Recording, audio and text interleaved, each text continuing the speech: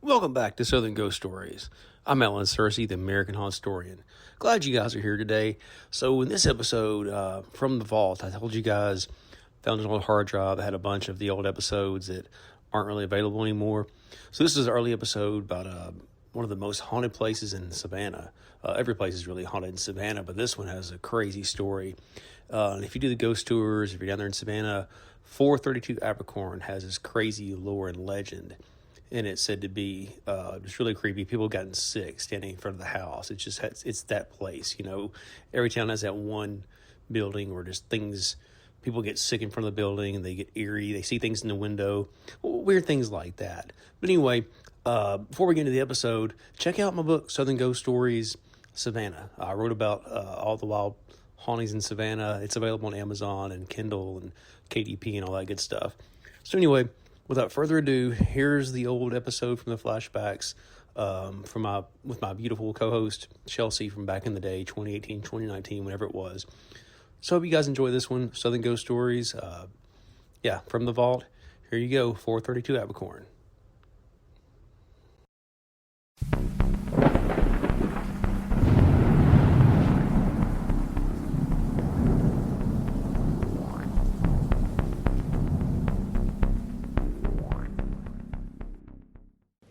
Hi everyone, welcome back to Southern Ghost Stories, where we talk about some of the most haunted places in the South.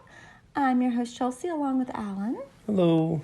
We hope you enjoyed our last podcast on St. Mary's of the Seven Sorrows in Nashville, Tennessee. If you're interested in finding out more information about the historic church or other haunted locations around Nashville, check out our Nashville Ghost Map app, which allows you to customize your own ghost tour along with our books, Southern Ghost Stories, Historical Hauntings, Ghost of Gallatin, and Haunted Hotels. Today, we're going to talk about what some consider to be the most haunted place in Savannah, Georgia, 432 Abercorn. Alan, can you give us a little background on the house? Well, as you walk through Calhoun Square, you'll find a mid-19th Greek Revival structure on the corner of Abercorn and East Gordon Street that is thought to be the most haunted house in Savannah. Though once regal and elegant, the home has lost its luster over time and now looks like the poster child for a haunted house. Today, it's thought to be the most haunted place in one of the most haunted cities in the country. The entire area sits upon a slave burial ground that was discovered in 2004 when construction crews stumbled upon bones. It's estimated up to 1,000 remains are buried in the area, which makes up Calhoun Square, where 432 Abercorn Street is. In addition to the burial grounds, there are several stories about tragic deaths that have been passed down through the years about the home. General Benjamin Wilson, a veteran of the Civil War, had the home built for his wife and daughter in 1868. After moving into the home, Wilson's wife died from yellow fever, leaving him to raise his daughter alone. The little girl liked to go across the street to play with children at the Massey School, which was one of the first public schools in Georgia. It was also fully integrated and had classrooms full of both white and African American children. General Wilson believed he and his daughter were aristocrats. He fought in the Civil War, so his daughter wouldn't have to play with poor African American kids. Despite being told not to interact with children at the school, his daughter still snuck out of the house to play. One day, after Wilson discovered his daughter's disobedience, he tied her to a chair and forced her to watch out of a window as the other children played. Unfortunately, summertime in Savannah can be brutal, especially sitting by a window without air conditioning. After 3 straight days of sitting in the chair at the window, the little girl tragically died from a heat stroke as her friends played merrily across the street. General Wilson died a few years later. Some say it was suicide, while others say it was from natural causes. According to Savannah lore, another tragedy struck 432 Abercorn in the 1950s when a couple left their 4 daughters behind for a night out on the town. The oldest daughter was in her teens and thought to be mature enough to watch her siblings. However, when the parents returned home after a few drinks, they found 3 of their 4 children murdered. The one girl that they found alive, it's rumored that she bought the house a few years ago. She chose to buy the home and paid taxes on it every year. Her intent was to keep it abandoned so no one else would have to experience the evil that lives in the home. In the 1970s, a couple with 2 young daughters lived in the home for 4 months. The children experienced something evil while they were there and would wake up with scratches on their bodies. A voice was heard by the youngest daughter telling her to harm herself and her family. The spirit was that of a little girl who roamed the hallway at night. Locals call the spirit the boo hag. A boo hag is also known as a shadow being or a skinwalker, depending on which part of the country you live in.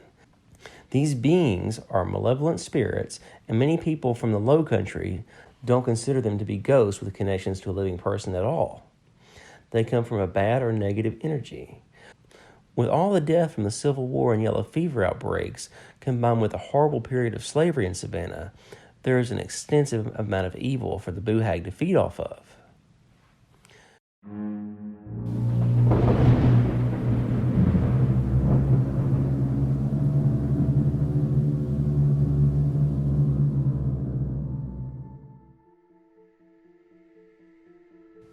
Savannah residents believe General Wilson's spirit roams the house, grieving for his daughter. Others think his daughter is the one who haunts the building. No one really knows for sure, but there are some who have claimed to see a little girl looking out one of the windows at night. Others have been able to take pictures of a shadowy figure in the windows that appears to be the boo hag. People who visit the area often complain that electronics such as phone, tablets, and cameras won't work when they're close by the house. I've been around the house a lot, and to me it's just a creepy looking old house, especially at night. But I've talked to people who live in Savannah who refuse to drive past it because they think there is something evil in the home. I talked to a lady a few months ago who told me that she took a ghost tour recently and walked by 432 Abercorn. She told me she felt like something was watching her, and of all the places they went on the tour, that house in Columbia Square was the only one where she felt uncomfortable. And just a disclaimer, 432 is not an inn or bed and breakfast. It's a privately owned home, and it's not available for tours, so please respect the privacy of the owners when you're in that neighborhood. The home was sold in the last year, and the new owners are supposedly going to fix it up, and the old house will be restored to its original glory. We hope you enjoyed this episode on 432 Abercorn. If you would like to learn more about haunted locations in Savannah, download the Savannah Ghost Map app in iTunes and Google Play. Also, be sure to check out our books, Southern Ghost Stories, Historical Hauntings, Ghost of Gallatin, and Haunted Hotels. And be sure to check out our website, southernghoststories.com. Feel free to leave a comment or send us a message on our Facebook or Instagram accounts. Let us know about any creepy experiences you may have had, and feel free to give us some ideas on new locations you'd like to hear about on future shows. And be sure to subscribe and leave a 5-star review. Those reviews are very helpful, and we really appreciate everybody who's taking a few minutes to do it for us. Please check back with us next time as we mix things up a little bit. We'll be heading up north to discuss one of the most haunted places in Boston, Massachusetts, the Union Oyster House. Should I do the slow jams morning voice delivery? That's what you're going to sound like. Or should I do the, hey everybody, welcome back to Southern Ghost Stories delivery? I've never heard you do that delivery before. That's like my AM weatherman reporter voice. Do you watch the Weather Morning Channel very much? Yes, I watch the AM weather channel on the radio. I watch it every day. Despite being told not to interact with the children at the school, his daughter still snuck out of the house to play. One day, after Wilson discovered his daughter's disobedience, he tied her to a chair, forcing her to watch the other kids play out the window. Play out the window? What? Play out the window? That's not how. Shut up. Are you playing on your phone? No. You're not? No, I'm not playing. I'm shopping. You're shopping on your phone? Well, I guess there's a difference. Excuse me, I'm so terribly sorry.